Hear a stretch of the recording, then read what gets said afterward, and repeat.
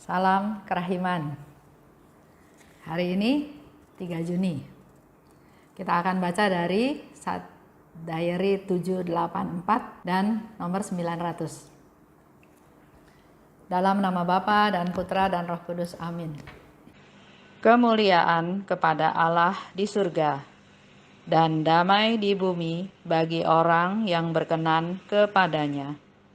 Kami memuji Dikau, kami meluhurkan Dikau, kami menyembah Dikau, kami memuliakan Dikau, kami bersyukur kepadamu karena kemuliaan-Mu yang besar. Ya Tuhan Allah, Raja Surgawi, Allah Bapa yang Maha Kuasa. Ya Tuhan Yesus Kristus, Putra yang Tunggal. Ya Tuhan Allah, Anak Domba Allah, Putra Bapa.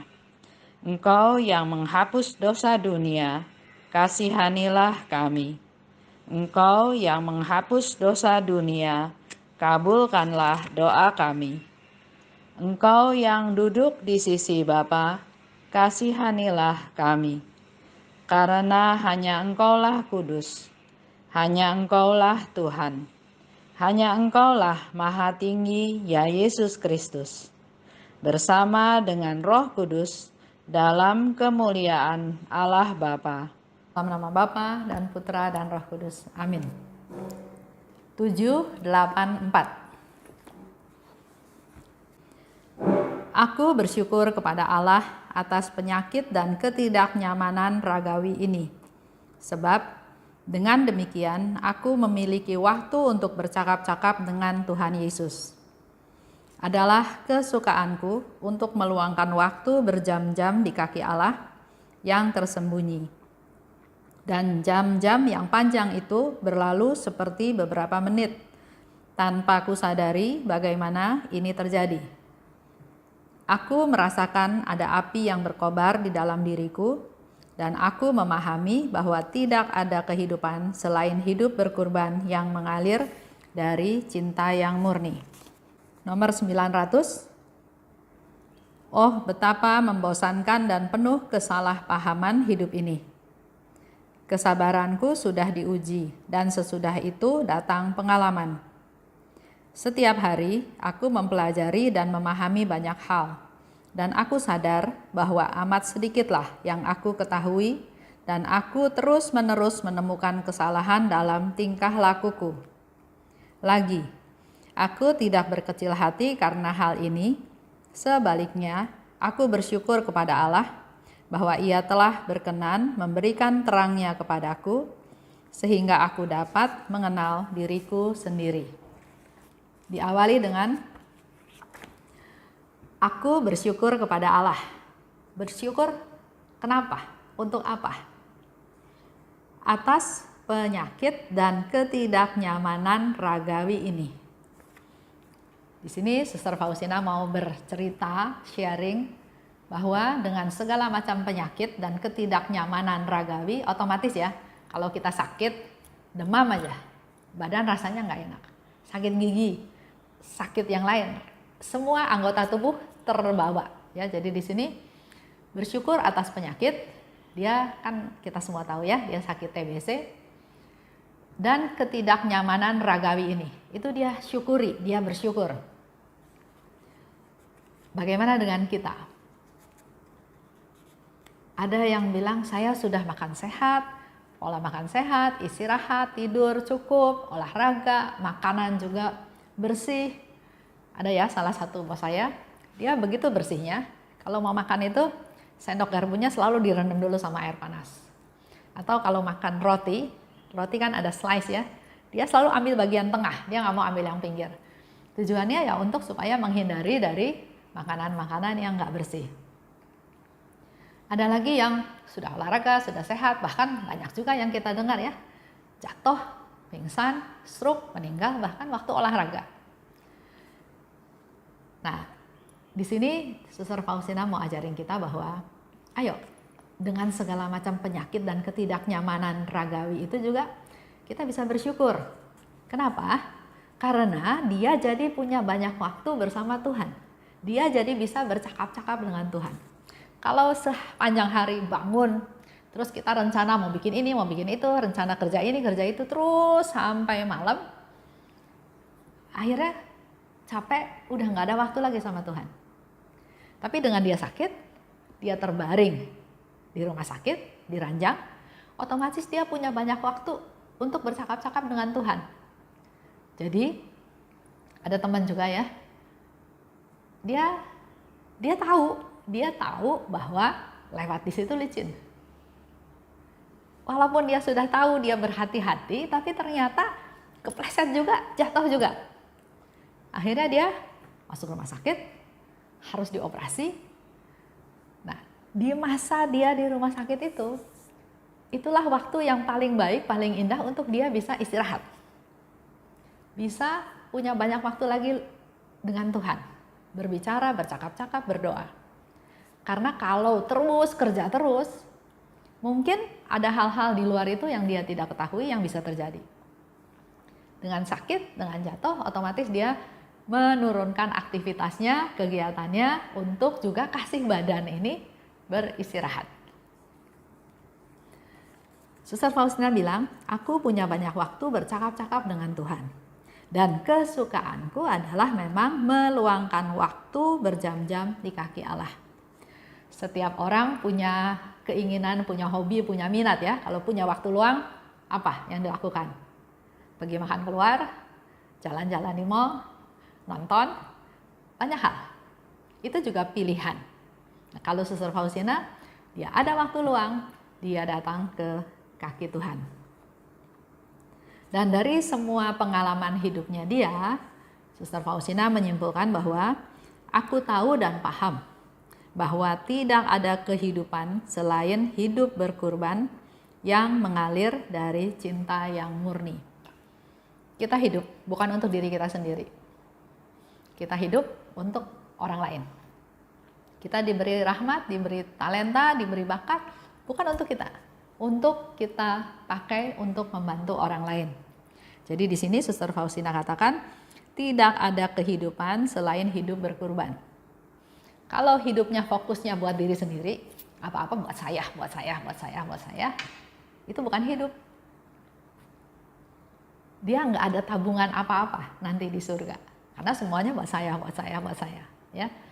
Di sini Suster Faustina kasih tahu bahwa hidup ini adalah berkurban. Berkorban buat siapa? Kembali lagi, kita panggilannya sebagai apa? Kalau kita panggilannya sebagai suami, berkorban untuk keluarga. Kerja, sungguh-sungguh, bertanggung jawab, memberi nafkah kepada anggota keluarganya. Jadi dia capek, dia harus kerja, dia banting tulang, berkorban. Untuk siapa? Untuk keluarganya. Begitu pula dengan istri. Istri juga sesuai panggilannya, menjadi pendamping suami. Dia juga berkorban. Bagaimana dengan uang yang seadanya, secukupnya, dia harus bisa melakukan sesuatu supaya kebutuhan anggota keluarganya terpenuhi. Kalau uangnya cukup, dia bisa belanja, bisa lakukan. Tapi kalau uangnya pas-pasan, ya, bagaimana dia meng-create supaya dengan uang yang ada, dia bisa memenuhi kebutuhan keluarganya. Lagi zaman sekarang, COVID-19, juga sebetulnya adalah kesempatan buat kita-kita semua. Menjadi kesempatan untuk kita untuk berkorban. Untuk siapa? Untuk keluarga. Kalau tadinya kerja, pergi pagi, pulang sore, pulang malam, tanpa tahu keadaan di rumah, sekarang dengan dia di rumah, dia mulai melihat sebetulnya apa kebutuhan daripada keluarga saya, anak-anak saya, suami saya. Dan dengan talenta yang ada, dia mulai punya ide. Saya masak, saya mulai jual. Dengan begitu ada income. Jadi ada tekanan, permasalahan, dan dia punya niat berkorban, bukan memanjakan diri, bukan malas-malesan, cuma buka mata, oh masih COVID, besok buka mata lagi, masih COVID, besok buka mata lagi, masih PSBB, bukan itu. Tapi ayo, ini kesempatan kita untuk kreatif. Sehingga di sini dikatakan oleh Suster Faustina bahwa tidak ada kehidupan selain hidup berkorban. Dan berkorban itu juga harus ada dasar. Dasarnya adalah dengan cinta yang murni. Ada banyak orang misalnya bilang, suami itu bilang, saya kerja banting tulang, saya kerja macam-macam, kerja berat untuk dukung keluarga. Jadi sudah sepantasnya kalian melayani saya, ya. Ada satu contoh, satu cerita suami istri. Suami dan istri sama-sama kerja. Tapi suaminya ini merasa, saya di rumah ini suami yang harus dihargai oleh istri, yang harus dilayani oleh istri. Saya sudah kerja berat dari pagi sampai sore, saya pulang, saatnya saya istirahat. Saatnya, hei istri, layani saya, kebutuhan saya, kemauan saya, makan saya, masak yang enak. Karena dia punya kebiasaan, nggak mau makanan yang kemarin atau yang tadi siang. Dia selalu mau makanan yang baru dimasak. Karena katanya, mamahnya selalu seperti itu. Jadi dia menuntut si istri juga untuk melayani dia seperti itu. Sementara istrinya juga kerja. Kerjanya sama dari pagi sampai sore. Mungkin dari sisi gajinya beda rupiahnya, tapi tenaga yang keluar sama. Nah, pulang ke rumah, dia menuntut istrinya untuk melayani dia. Artinya apa? Di situ dia bekerja, si suami, tapi tidak dengan dasar cinta yang murni. Mungkin hanya lihat sebagai kewajiban, saya berjasa, saya kerja berat, layanin saya dong. Ya. Jadi Faustina mau simpulkan bahwa kehidupan ini adalah hidup berkorban. Tapi hidup berkorban ini baru ada nilainya kalau didasarkan dengan cinta yang murni. Nah, cerita kembali lagi tadi, suami tadi. Nah, si istri mengeluh. Dan dia cerita sama saya. Saya waktu itu belum devosi kerahiman. Mungkin ceritanya 20-30 tahun yang lalu. Dia cerita sama saya, yang ada di otak saya, kebangetan amat nih suami. Sama-sama kerja, pulang ya sama-sama capek. Tapi kok dia masih nuntut si istrinya harus layani dia. Jadi saya ngomongnya gampang gini aja. Kamu disuruh masak kan? Iya. Kamu masak yang tidak enak. Tungguin suaminya makan sampai habis. Kan syaratnya dia masak yang jadi, yang siang dia nggak mau. Saya nggak tahu dilaksanakan atau enggak oleh si istri. Tapi maksud saya, jangan nilai kerja kita dengan uang yang didapat. Sama-sama keluar tenaga, sama-sama capek. Ayo dong, saling menghargai. Bukannya di kantor kerja, di rumah dia jadi yang berkuasa, diktator. Bukan gitu. Ya. Suster Faustina bilang, hidup ini adalah berkorban. Dan kita harus lakukan itu dengan dasar cinta yang murni. Baru hidup itu ada artinya. Lanjut ya. Suster Faustina bilang lagi, aduh betapa membosankan dan penuh kesalahpahaman hidup ini. Jadi dalam kehidupan sehari-hari kita juga sering ketemu sama salah paham. Kita ingin bantu dia, tapi dia pikirnya, mau cari muka. Mau kelihatan sok pura-pura baik. Ya, contoh di kongregasinya Suster Faustina itu kayaknya ada satu periode di mana dia kasih makan ke pengemis, ke tunawisma gitu ya. Nah, pengemis ini datang, ya biasa lah ya, dikasih makan, sama seperti kita pelayanan ya, yang kita lakukan di Santo Egidio ya, kasih makan kepada sahabat jalanan atau kasih makan di mensa kepada orang-orang yang perlu kita layani. Berapa hari kemudian, datang lagi pengemis ini. Suster Faustina menunjukkan perhatiannya bahwa kamu datang, saya tahu. Sekarang kamu datang, saya kenal kamu loh. Saya memperhatikan kamu loh. Saya peduli sama kamu loh, gitu kan? Jadi dia sapa. Apa yang terjadi? Bukan senang disapa, tapi malah si pengemis itu malu. Karena ternyata dia ketahuan, udah minta makan kemarin, hari ini minta makan lagi. Jadi dia nggak jadi makan, dia cepet-cepet pergi. Faustina bingung, kenapa? Terus langsung dia sadar, saya salah. Saya menyinggung perasaan dia. Saya membuat dia malu. Jadi dia kejar lagi pengemisnya, diajak makan lagi, dilayani. Nah, melalui peristiwa itu, Suster Faustina katakan, setiap hari aku mempelajari dan memahami banyak hal. Karena hidup ini ternyata banyak salah paham. Dia tadinya nyapa, mau so akrab, kenal, tapi orang itu terimanya lain. Waduh, saya malu, saya ketahuan. Kemarin minta makan, sekarang minta makan lagi. Saya malu. Lihat ya, di dalam kehidupan kita sehari-hari juga banyak terjadi kesalahpahaman. Kita niatnya baik, diterimanya tidak baik. Orang itu niatnya baik, kita malah curiga. Kenapa orang ini baik-baik terus ya? Ada maksud apa ya? Itu ada salah paham. Kesalahpahaman menurut saya bisa diatasi dengan kalau kita punya keterbukaan, punya relasi yang dekat. Jadi kita tahu ini orang tuh tujuannya sebetulnya apa. Ya. Mungkin saya pernah cerita di dalam komunitas, ya ekonominya kan beda-beda ya. Ada teman yang dia jualan di pasar, nggak punya modal, akhirnya dia pinjam uang dan pinjam uangnya ke rentenir yang katanya sebulan itu bayar bunganya aja 10%. Aduh, saya pikir kasihan sekali ya, dia udah kerja capek, bukan bisa dinikmati diri sendiri, tapi dia harus setor ke rentenir. Jadi waktu saya tahu, saya langsung punya inisiatif, udah catat utangnya berapa, coba kita kumpulin uangnya, kita talangin, bayar utang ke rentenir, kamu nggak usah utang lagi sama rentenir, nanti utangnya ke komunitas aja. Tapi gaya saya waktu itu dimarahin, maksud saya, kok kamu sampai begitu gitu, kenapa sampai ngambil jalan seperti itu gitu ya. Yang terjadi apa? Orang itu terima kasih? Enggak, marah, dia ngomel di luaran, dia bilang, Esther itu siapa? Ibu saya bukan, yang lahirin saya bukan, saudara saya bukan, ngapain dia ikut-ikut campur urusan saya? Saya mau utang sama siapa, mau bayar bunga berapa, itu hak-hak saya, ngapain dia ikut campur? Ya sudah, saya dengar lagi dari temen sekomunitas, dia bilang, Esther, lu bodoh, orang nggak minta tolong, lu tolongin.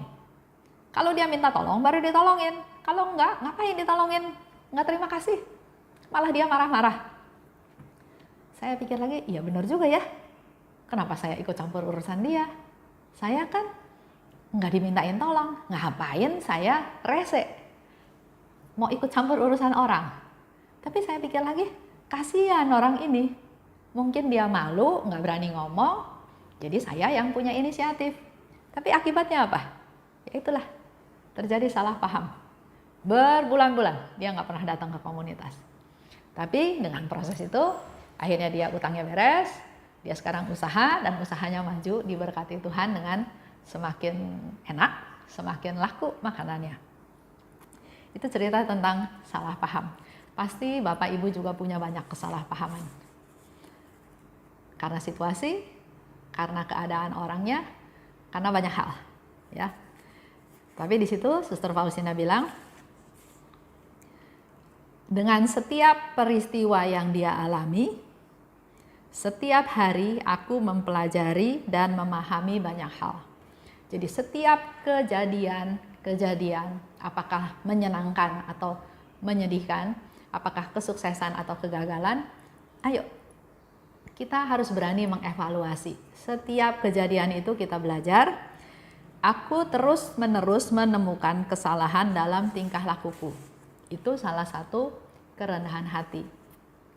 Dengan perbuatan-perbuatan tersebut, setelah dievaluasi, Suster Faustina enggak salahin orang lain, enggak salahin pengemis, tapi di sana dia katakan, aku menemukan kesalahan dalam tingkah lakuku. Setelah tahu salah, ya harusnya menjadi lebih bijaksana lagi di waktu yang akan datang.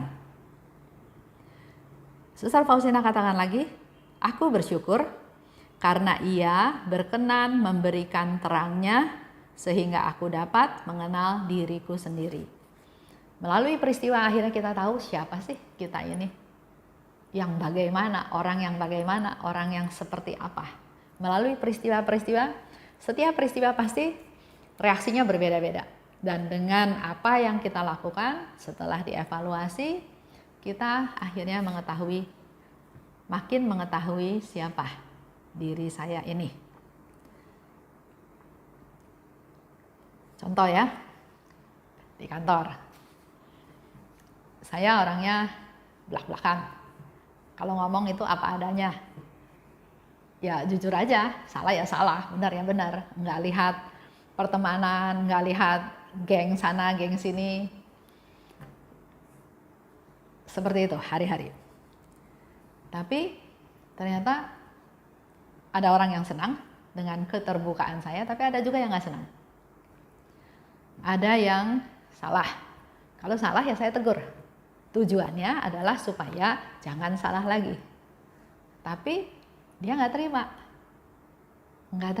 Dan yang nggak terima itu mungkin ngomong di luar atau apa gitu ya. Sampai bos saya dengar.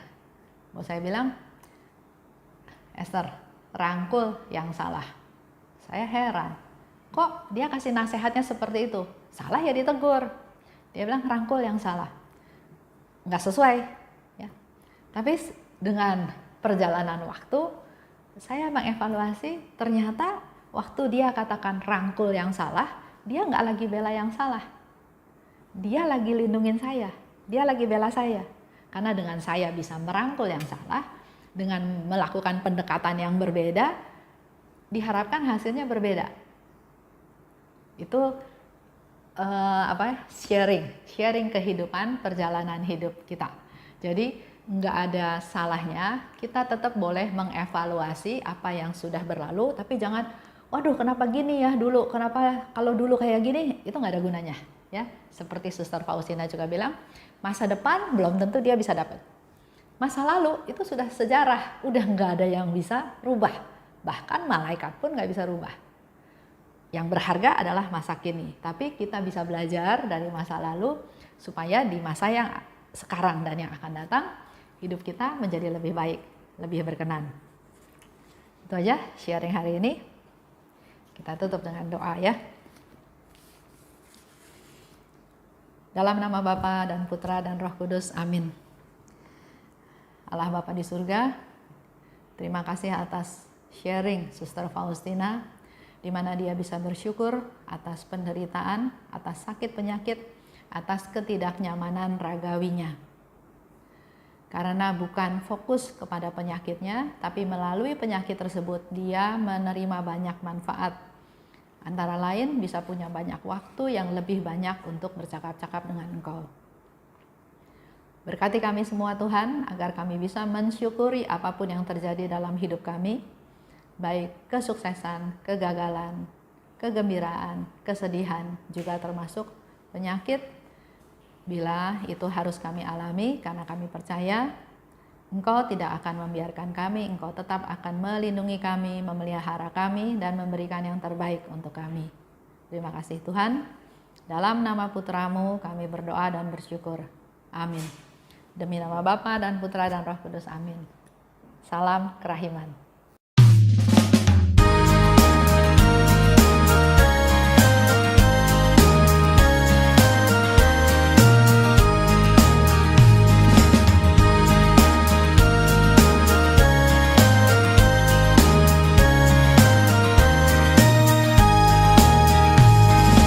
Berbahagialah jiwa yang menyerukan kerahiman Tuhan.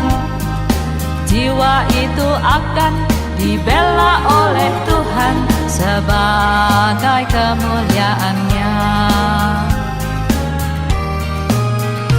Pujilah kerahiman Tuhan dengan mengandalkan kerahiman-Nya. Pujilah kerahiman Tuhan sepanjang hidupmu. Pujilah kerahiman Tuhan dengan mengandalkan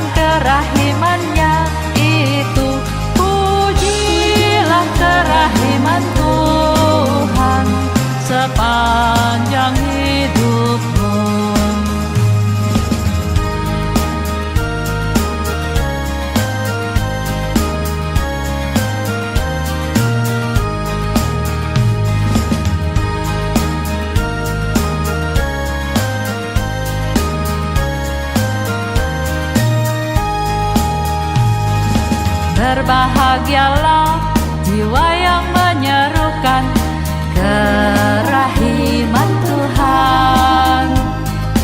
Jiwa itu akan dibela oleh Tuhan sebagai kemuliaan-Nya. Pujilah kerahiman Tuhan dengan mengandalkan kerahiman-Nya itu. Pujilah kerahiman Tuhan sepanjang hidupmu. Pujilah kerahiman Tuhan dengan mengandalkan kerahiman-Nya itu. Pujilah kerahiman